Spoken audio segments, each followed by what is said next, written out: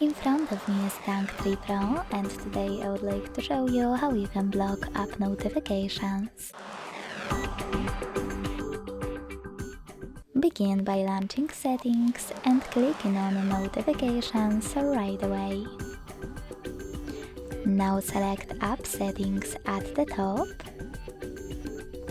Click on Most Recent and tap on one of those options. In my case, Most Frequent. Then click on the switcher next to one of your apps from which you want to block notifications. You can tap on the same now gray one to turn them back on.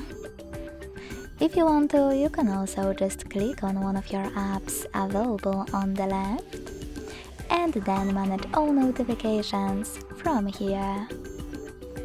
Thanks so much for watching. If you enjoyed this video, leave a like, comment and subscribe. Bye!